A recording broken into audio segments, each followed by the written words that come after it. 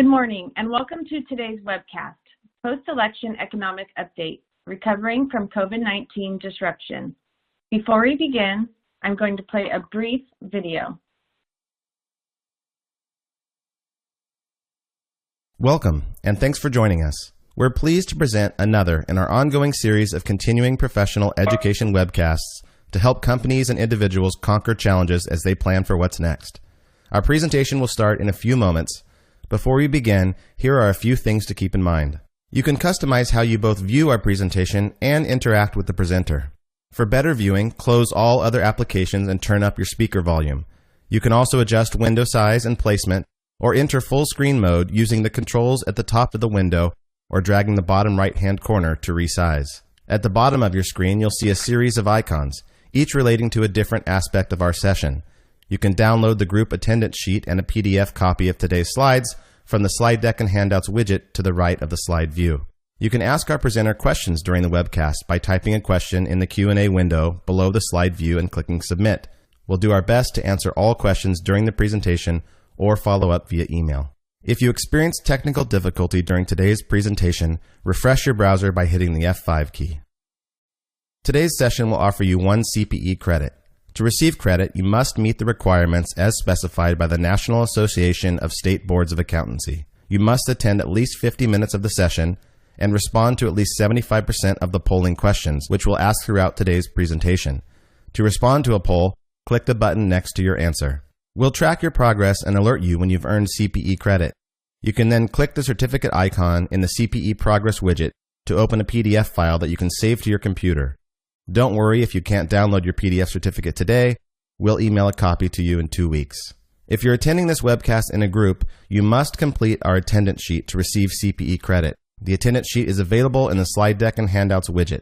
Please have all group members sign it and send only 1 sheet per group. Also note that CPE credit can be awarded only to participants registered as themselves and isn't available to participants who view the on-demand version. As a reminder, the presentation you're about to see isn't legal, investment, or accounting advice. We encourage you to seek the counsel of a professional service provider to apply this content to your specific circumstances.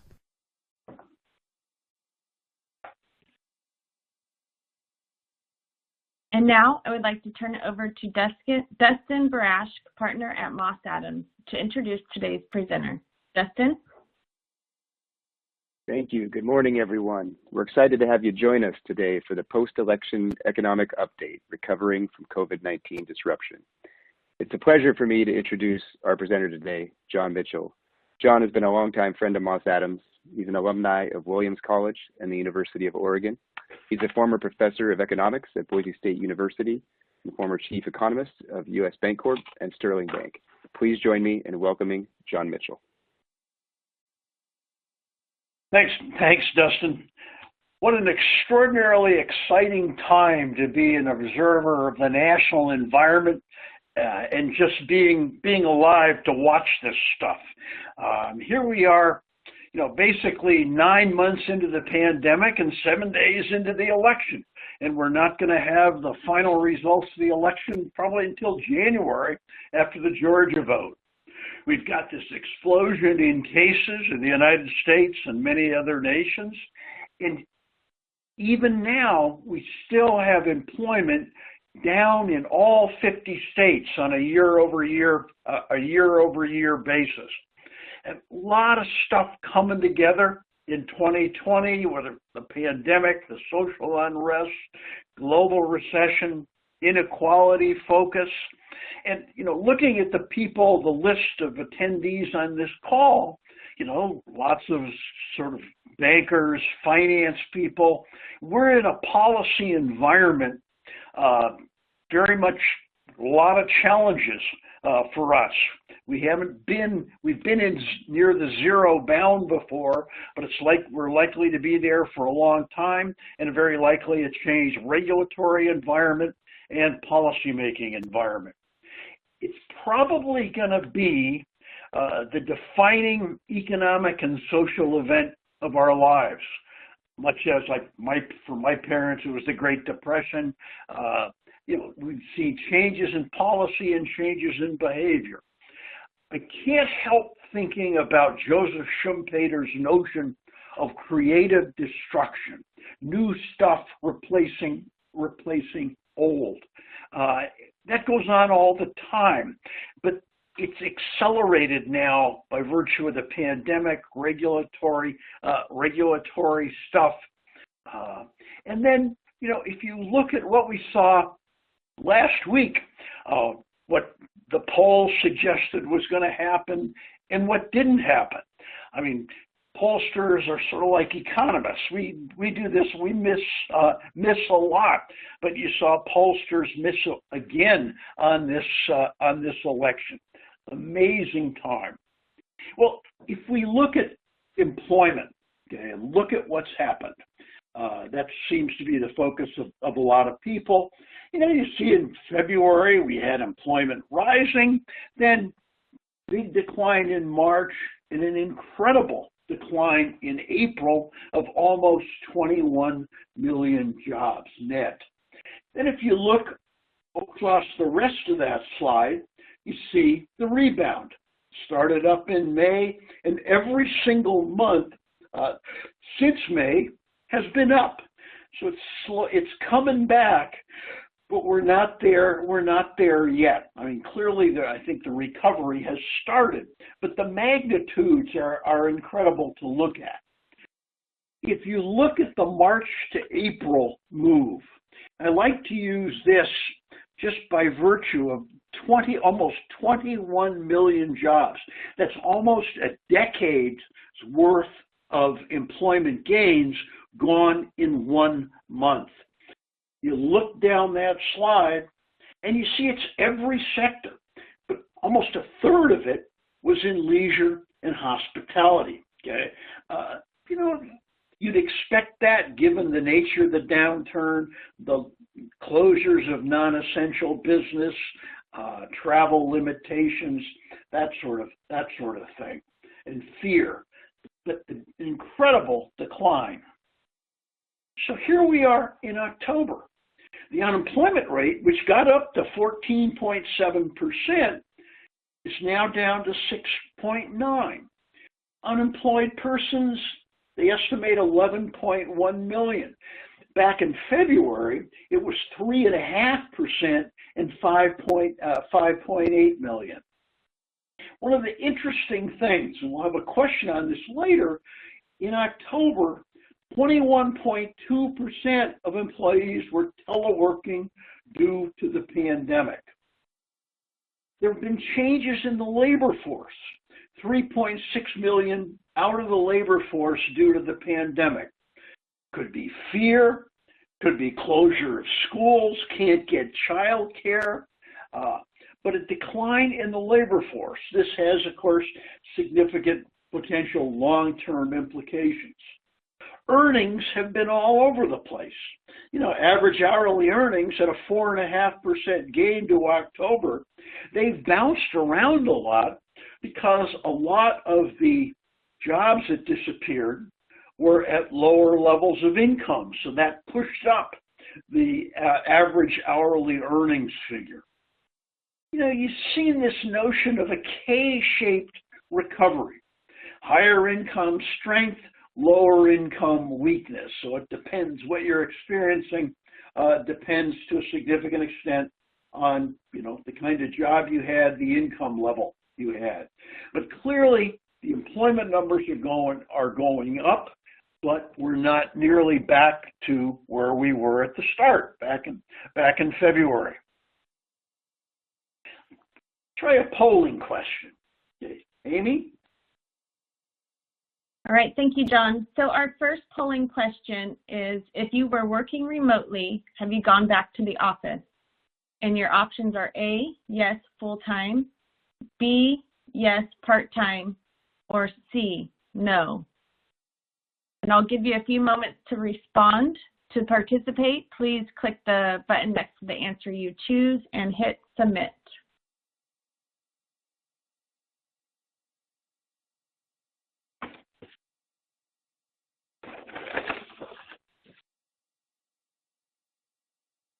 And it looks like we have most responses. So here are the results, John. Wow. Oh, that's interesting. I wasn't sure what this one was gonna say, but obviously most of you are still at home. When we did this before at our previous event, there were like 80% were working from home. So it's changed a little bit, but not dramatically. Let's look at output growth. We of course had the preliminary estimates for the third quarter GDP come out a couple of weeks ago. Sort of interesting. You see the decline, the steady gains. I mean, the economy started up in June of 2009. Then you get a 5% decline in the first quarter. Then big decline in the second quarter, and a rebound in the third quarter. But if we look at the detail's sort of interesting. These are the percentage point contributions to the growth rate in the different sectors. And if you look on the left-hand side, look at consumer spending. Consumer spending fell in the first quarter and second quarter, and then rebounded dramatically in the third quarter. Non-residential construction's been weak, throughout the period. Then you look at equipment. Look at the jump in equipment spending in the third quarter. Intellectual property's been relatively soft. Look at housing. Look at the jump in housing when you get to the third quarter, fueled by the decline in interest rates and people's incentive to get to single-family housing. Government sector down in the third quarter. Look at exports. Exports jumped. Imports jumped, which shows up as a decline, and then an increase in inventory. So the economy snapped back from that second quarter decline. Okay.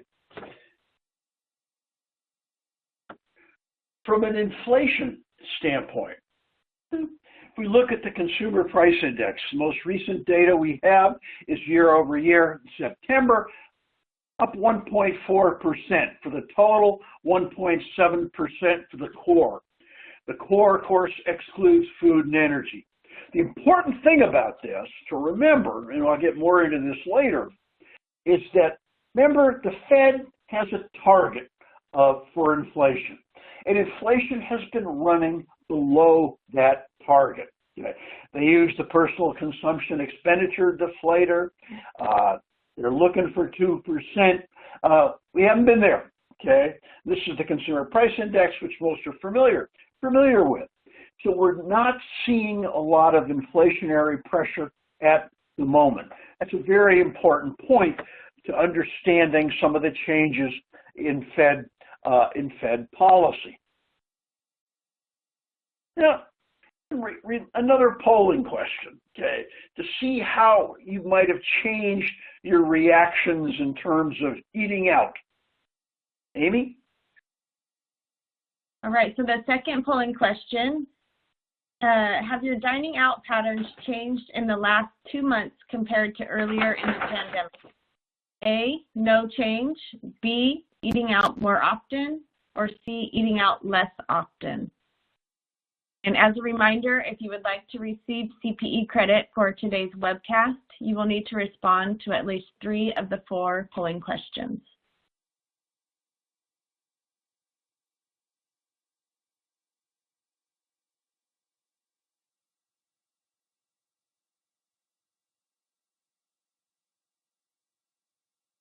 Okay, here are the results, John. Wow, that's interesting. The predominant eating out less often than you were a couple of months ago. So the fear is still there. Very interesting. I wasn't sure what we get from this one. Not good news for the restaurant sector. Let's talk about interest rates. I've got 2 rates up here. from the Fred at St. Louis. The one on the left is the federal funds rate. And you'll notice, look at the plunge in the federal funds rate that basically took place in March. You had two cuts. I mean, the federal funds rate is back to where it was during the Great Recession. Okay. If you look at the right-hand side, that's the 10-year. Now, notice, look what's happened to the 10-year. The run-up we've seen recently, then the decline, and of course, if we had yesterday's data on the 10-year, we would have seen the 10-year, the yield jump with the good news on the vaccine and that sort of thing, still under 1%, at about a little over 0.9. So we've seen volatility lately on the 10-year, but you've seen the Fed push the federal funds rate down essentially back to zero. Now, let's talk about monetary policy. The Fed cut rates twice in March, interesting enough, between meetings. They did it via conference call and cut the rates. I'm not going to go into the detail. I suspect everybody on this call is familiar with it. The Fed offered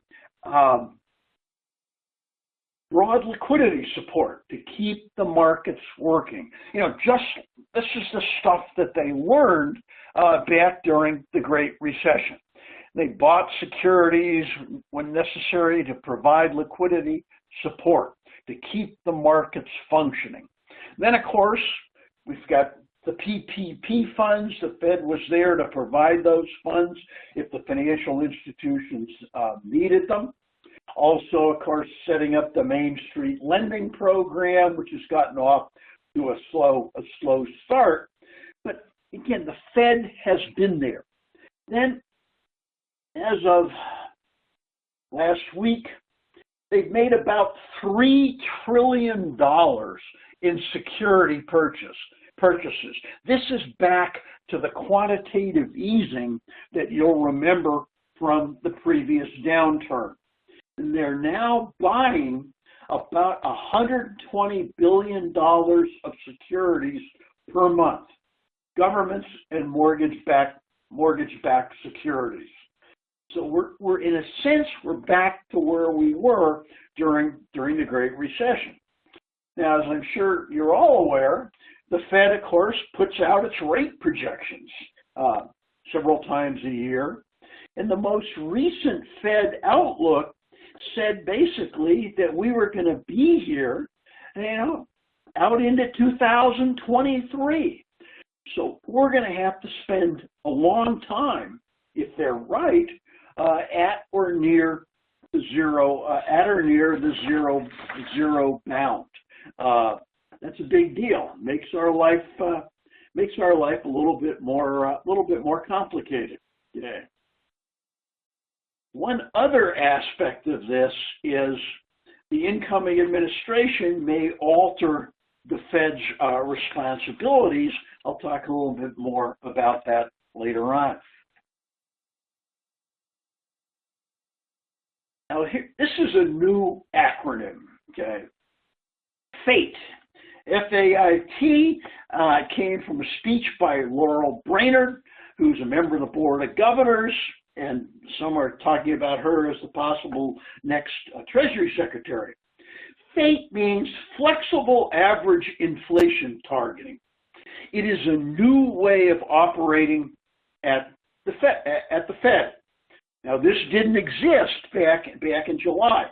It was announced at the Jackson Hole meeting in late August by Chairman Powell in his address to that conference. And what it says is that the Fed is willing to have and tolerate inflation over their 2% target after a period of below target performance.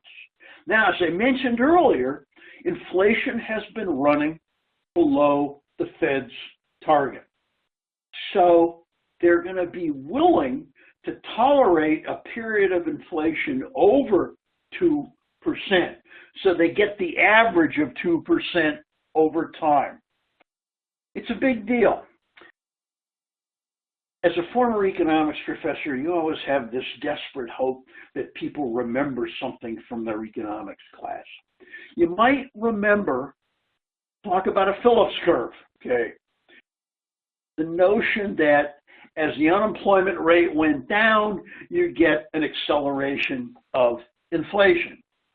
Well, you know, that article was written back in the 50s. And what seems to have changed is the relationship seems to have changed. We've had tight labor markets the last few years, low unemployment rates, and you have not seen that acceleration of inflation. So the notion of the shape of that curve has changed. There's been a lot of benefits of tight labor markets. If you'll remember over the last couple of years, with very tight labor markets, low levels of unemployment in the 3 to 4% vicinity, you've had lots of people who've been disadvantaged in the labor market get additional opportunities, or upward pressure on wages at the lowest levels. There's a lot of benefits that came from the tight labor markets. So the Fed has altered its policy. So we sit here and say, okay, what does that mean? Well, think about 2018. If you'll remember, in 2018, the Fed raised rates because they expected inflation to accelerate. Under the new operating procedures, that probably wouldn't have happened. Remember, they raised rates in 2018 and took them down in 2019. So that whole episode might not have taken place. So be aware of this as we move forward. It implies that the Fed will wait to see more inflation before it starts to tweak interest rates. Let's talk a little bit about fiscal policy. You know, I'm not going to go through the details. We've had 4 bills passed: the stimulus checks, forgivable loan, boosted unemployment compensation, testing funds, expanded sick leave. You know, about $3 trillion in new spending. Now, notice when we went through this, they were trying to preserve the employee-employer relationship with the PPP loans, forgivable loans for keeping employees on, try to support personal income, okay? And I'll show you more on that in a couple of minutes. But, of course, a lot of that stuff expired at the end of July. There were attempts to get another round. You saw the dispute between the House, the Senate, the administration. We didn't get another round. So some of the special programs expired. Now, in fiscal 2020, the federal deficit was $3.1 trillion. Spending last fiscal year was up 47%, and revenues were down 1%. Amazing numbers, and a lot of that, of course, reflects that increase in spending to deal with the pandemic, as well as the fact we had about $1 trillion deficit going into it. You know. The deficit as a share of GDP, 16.1%. That's the highest level since 1945. Okay, that's where we were. Now, the next one. I've got to talk about modern monetary theory. Now, I'm assuming all of you were exposed to traditional concern about deficits when you had an economics class, or what did we worry about? Well, deficits could crowd out private investment. The federal government would always get its funds. Private firms would not, and you might have weak investment. It might result in accelerating inflation if it was accompanied by rapid increases in the money supply. Maybe we would not be able to react to downturns if we had a large deficit.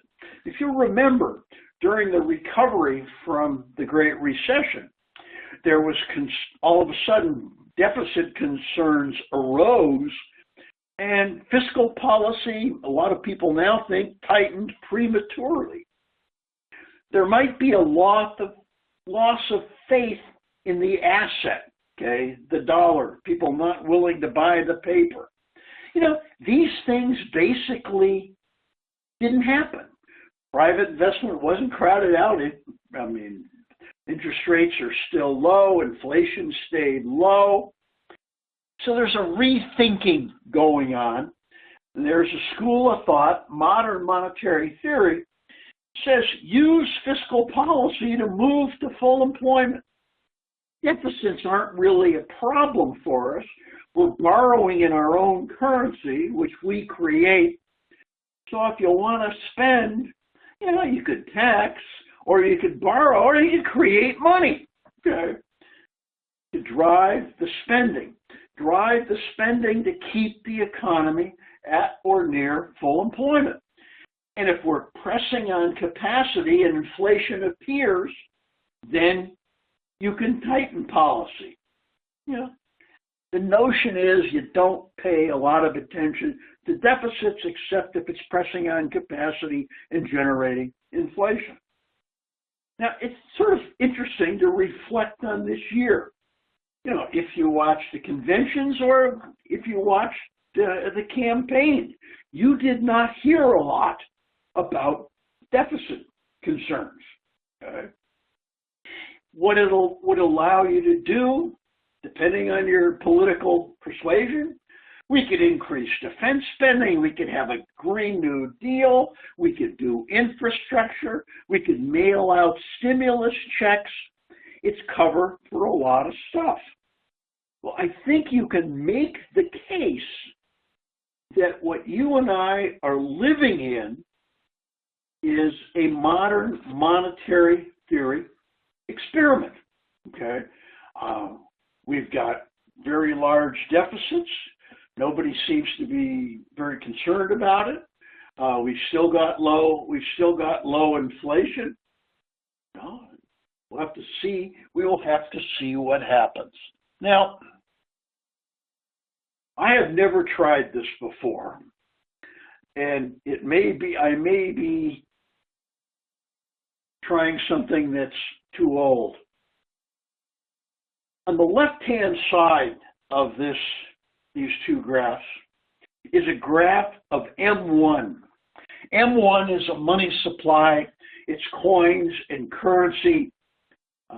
It's coins and currency in the hands of the public. It's traveler's checks. It's checking deposits. It's negotiable orders of withdrawal. It's liquid assets, okay? Now, there was a time when people every week would get very excited waiting for the money supply numbers, okay? On the right-hand side is M2, okay?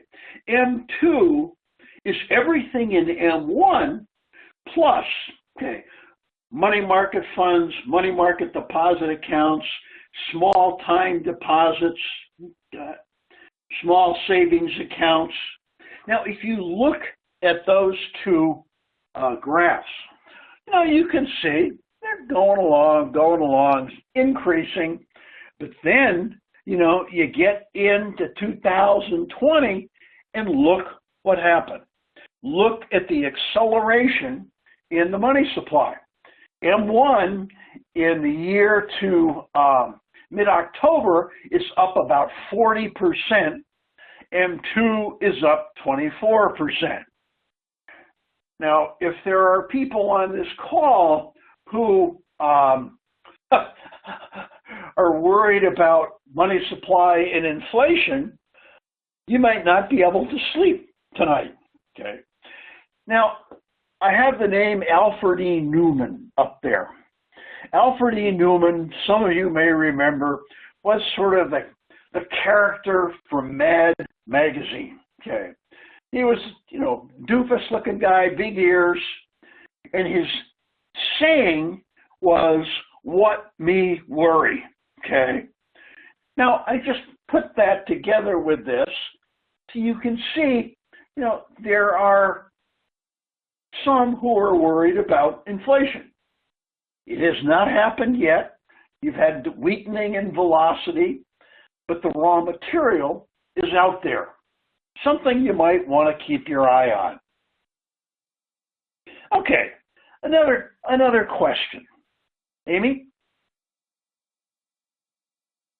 All right, thank you, John. So our third polling question is, have your holiday plans changed? So A, no change. B, will not travel and gather. C, will celebrate while social distancing. Or D, will gather virtually. And also just want to let you know that throughout the webcast, you can use the Q&A window to submit questions for John. We will do our best to answer those questions towards the end of the webcast. I'll give you a couple moments here to respond.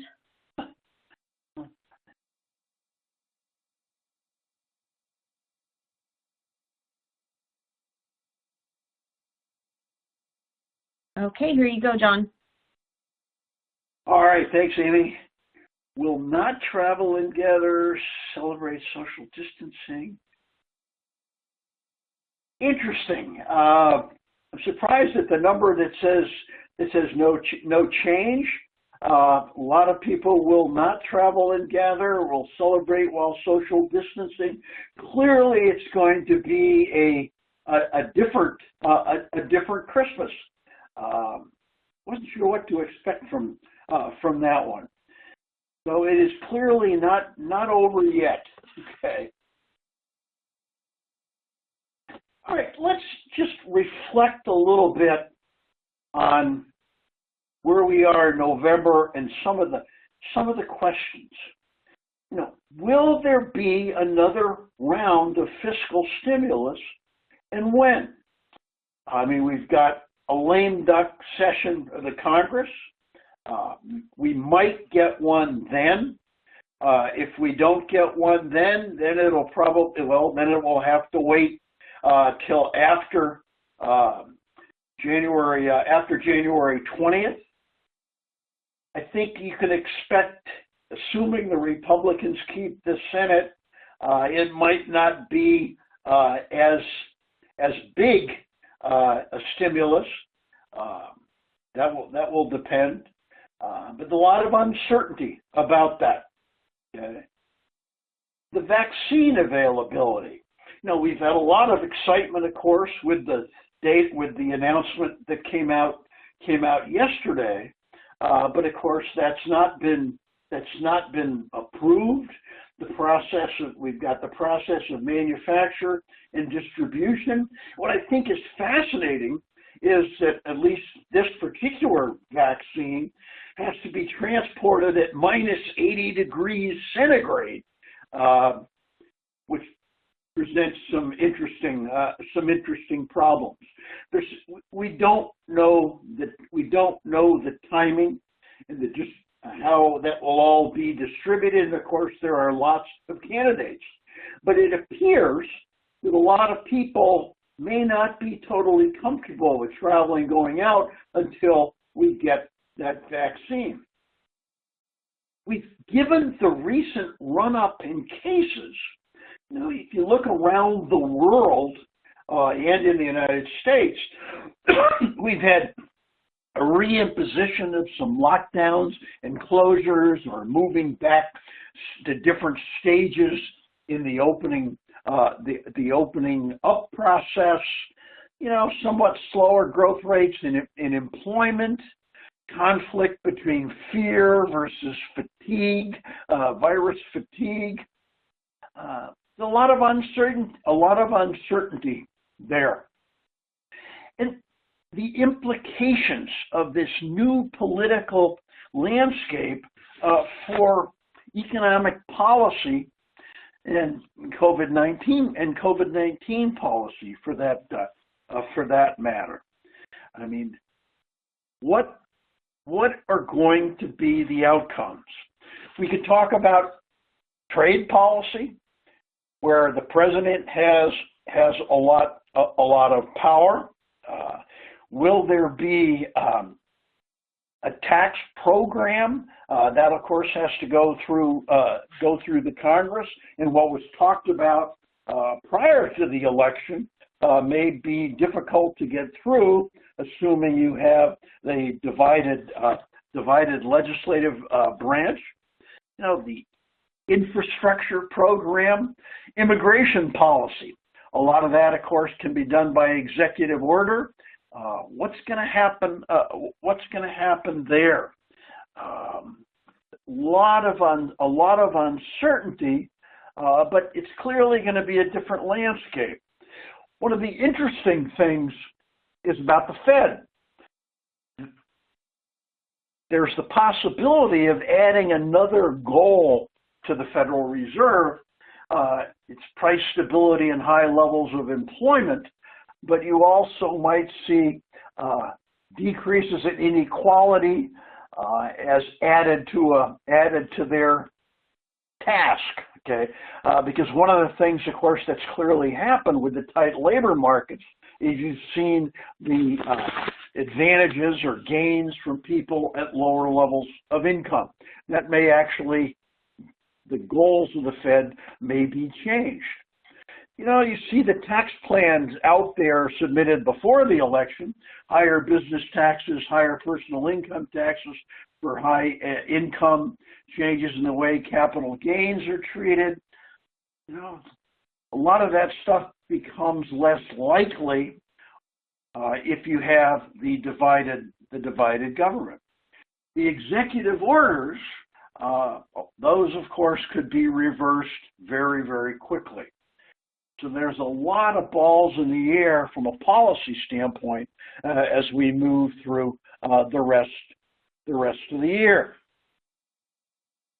Well, let's talk about the states. Okay, one of the things I love to use is job growth update from the BLS and Arizona State University. Comes out every month. This is the most recent one. What's fascinating about that in September is all 50 states are down. Everybody is down. Notice Idaho's number 1, okay, and Hawaii is number 50, okay. So you see the hit to the nation. This is not the norm. I mean, this has been going on for months. But even during the depths of the Great Recession, you did not see everybody down. But that's the environment that we have in this one.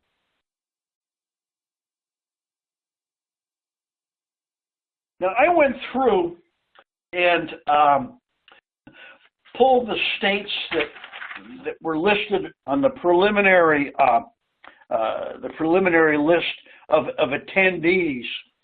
And I made the point during the fiscal policy portion of the presentation that one of the focuses was to support personal income.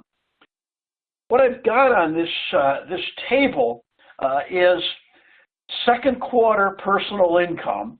You can see, for example, from Alaska, second quarter personal income was rising at a 24.1% annual rate.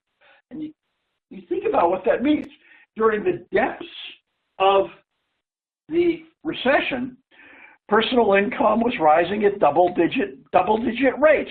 I mean, look at Hawaii. And I know we've got people on the call from Hawaii. Personal income rising at a 67.4% rate. Look what was happening to earnings. Earnings were plummeting. Okay. Earnings falling at an annual rate of 37%. 37.4%. Okay, but look at transfer payments. That's the stimulus checks, the assistance for gig workers, the enhanced unemployment compensation, rising at an annual rate of 2,772%. So you see the way that those transfers supported personal income during the depths of the downturn. Okay, and you can see the various states. Look at Nevada, another one, of course, hit very hard by the tourism, accelerated personal income, drop in earnings, and huge jump in transfer payments. We haven't been through a downturn like that before, with that magnitude of those transfer payment increases. With the sort of new data sources that are out there, okay, this is through October, okay, and this is from Track the Recovery Opportunity Insights by Chetty, Friedman, Hendren, and Stepner. It's an effort of Harvard and Brown and the Gates Foundation, and it uses debit card and credit card transactions. Okay, and what I did here was to take, this is consumer spending. This is October, as of October 18th. January is the base, okay? And I've got 3 states on this: Idaho, Texas, and Hawaii.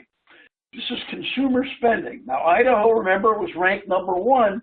Consumer spending in Idaho in the week ending October 18th was up 10.7% compared to January. In Hawaii, which was the weakest state from an employment perspective, consumer spending was down 12.2. And then I put Texas in there just to have another state, and that's where Wendy's from. So you can see the range, okay, that we're all having different experiences. It's a fascinating data source that anybody can use. Track the Recovery. Then, if we look at how different income levels have been affected, again, this is comparing to January. Okay, and the point I want to get at here is, look, high wage jobs are down slightly. Okay, the total's down 7.5%. But lower wage jobs, less than $27,000 a year, down almost 20%. Okay, so you see the differences in the way people have been impacted by this, with dramatic declines and weakness at lower levels of income. Okay, which makes sense if you look at where the job losses have been concentrated. Now, if you think about this pandemic, okay, and some of the things that it has done, it struck me that a lot of the things that have happened have been accelerants of previous patterns. Like online shopping. All of us, or many of us probably, have been gradually increasing online shopping in recent years. Largely due to Amazon, but others as well. Now, look what the pandemic has done. It's dramatically increased that.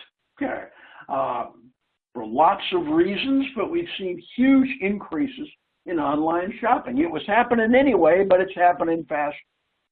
The regional dispersion.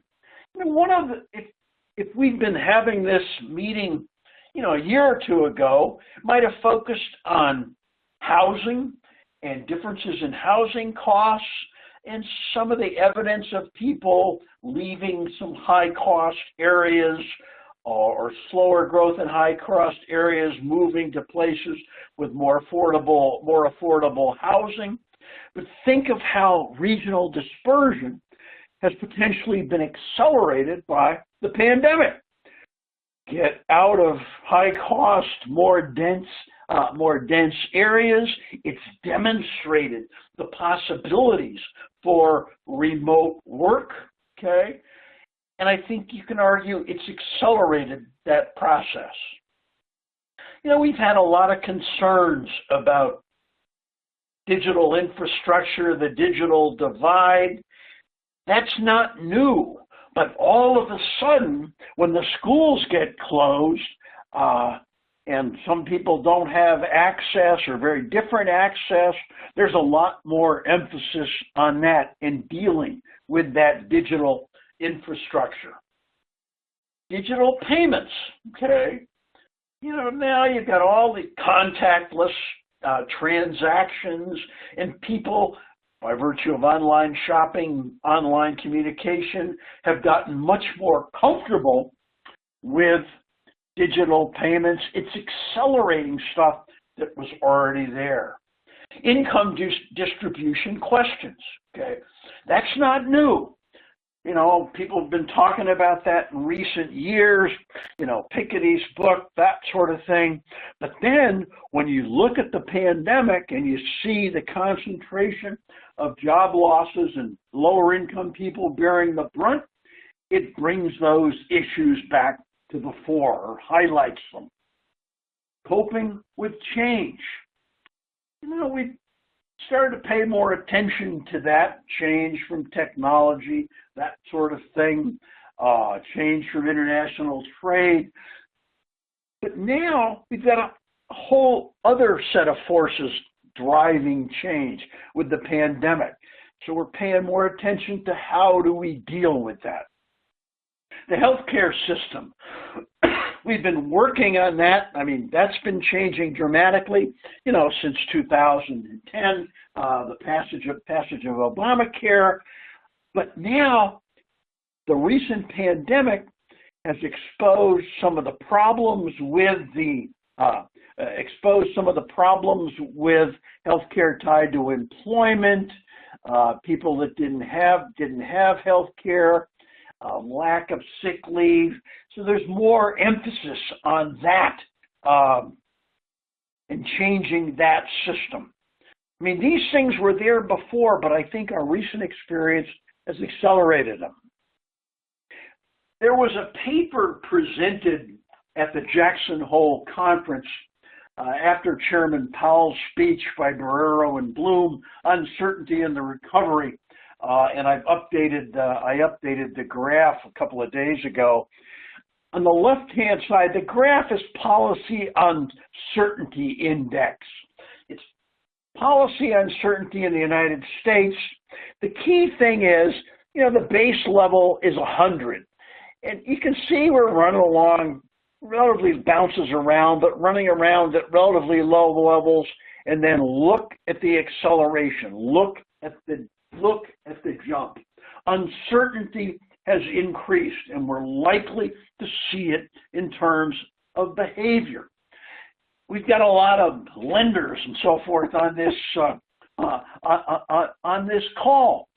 When you're evaluating a loan or a business plan, what's happened to the worst case?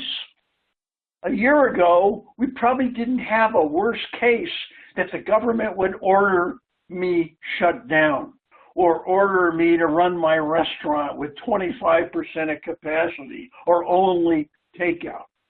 The worst cases have gotten worse.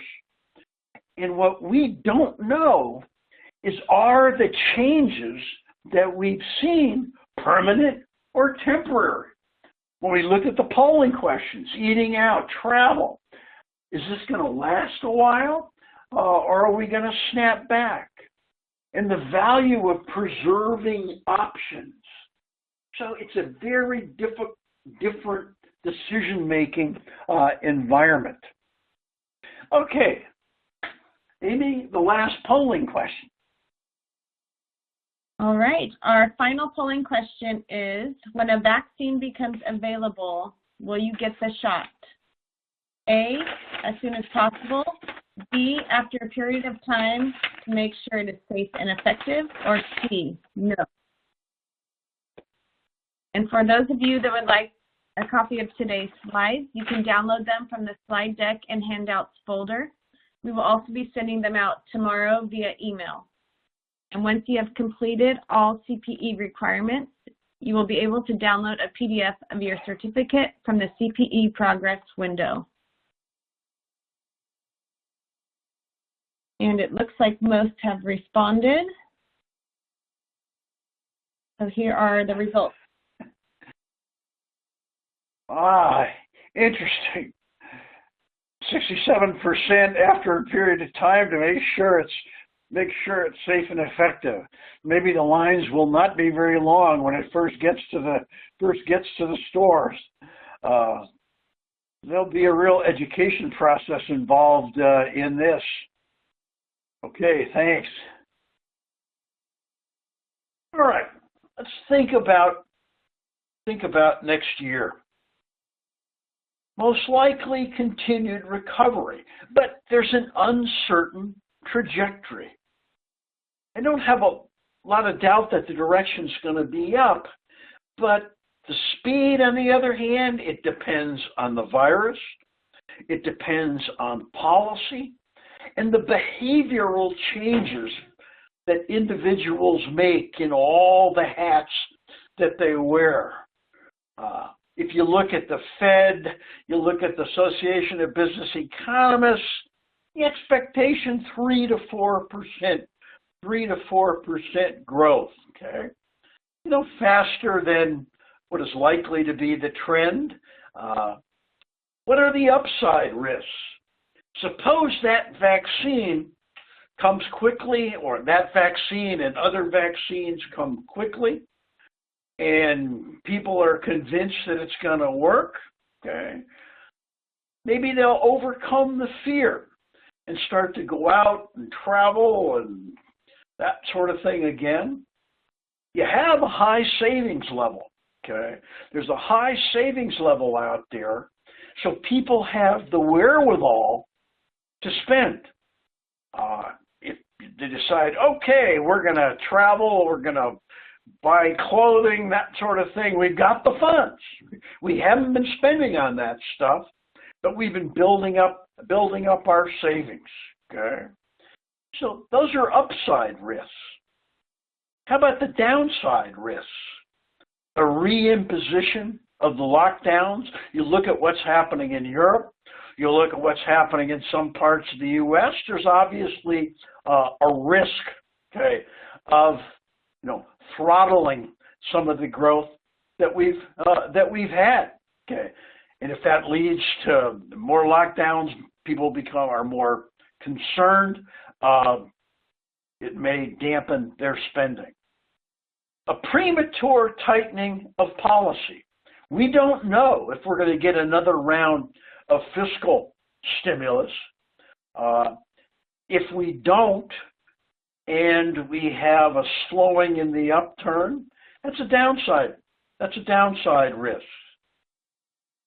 One of the interesting things that we sort of forget about, the trade conflicts are still out there, overshadowed, but they're not gone.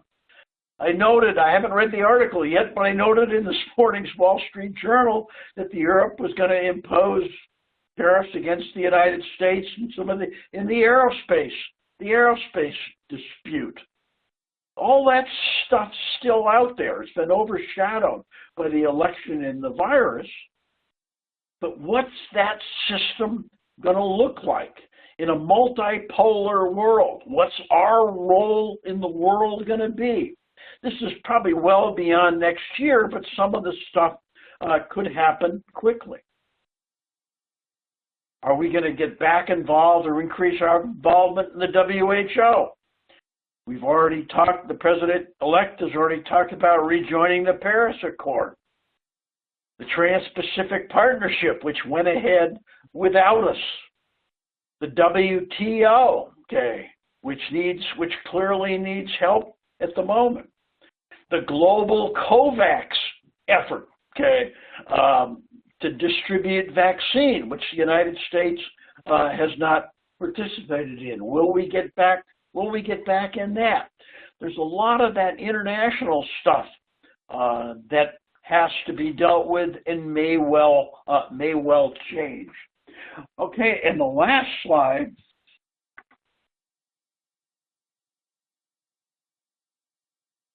The long shadows, these leftovers.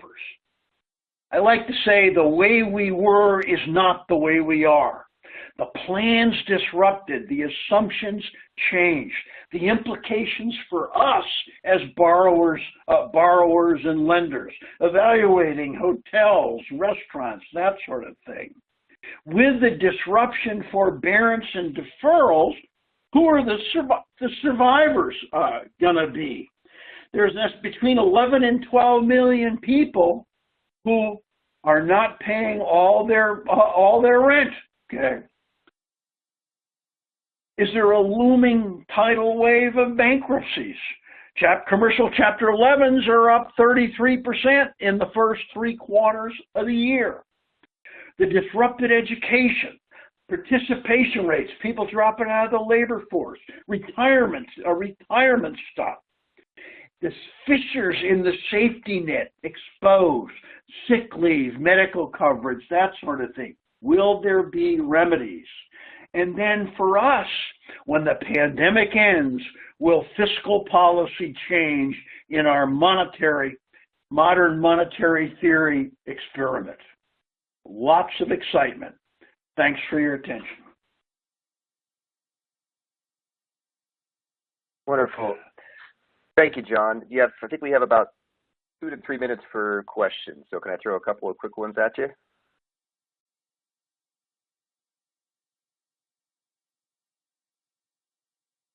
Okay. Okay. The first question is, what is your outlook for the petrodollar? All right. I'll be honest with you, I don't really have one. The petrodollar in the sense of oil being priced in dollars? Yeah, I believe that was the intent of the question. Yeah, I don't have a good answer for that. Okay. One other question that came in is, I'm trying to scroll through. It's taking just a moment here. Can the economy maintain current stability if the Pelosi COVID aid spending plans go forward in 2021?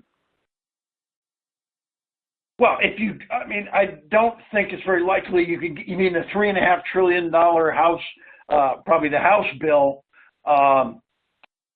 It might happen, but I think you might run into inflation issues or a spike in interest rates if you tried to increase spending by $3+ trillion with the borrowing that would be associated with that.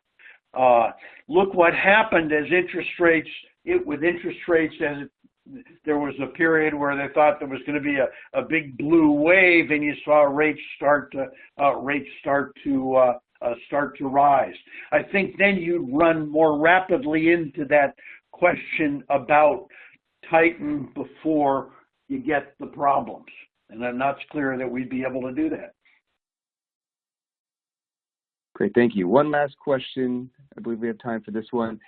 Financial institutions are seeing highly elevated deposits due to a slow spend of PPP funds and an overall increase in business and consumer saving. Is there a reasonable way to estimate when those funds will start to leave the institutions?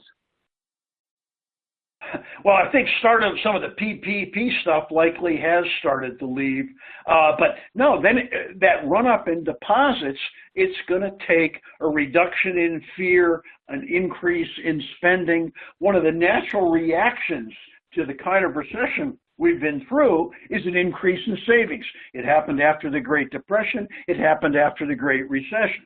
With the resumption of confidence, with a diminution in fear, then I think you'll see that increase in spending accelerate and movement down in those deposits.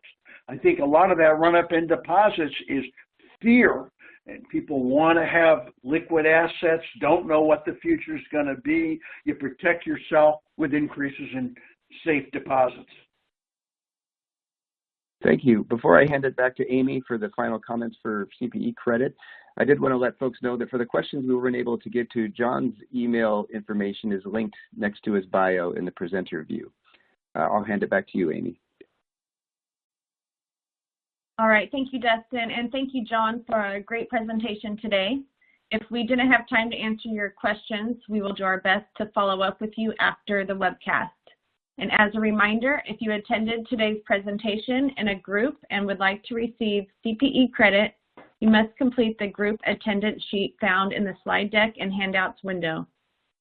If you participated as an individual and met all certification requirements, your certificate is available to download now in the CPE progress window.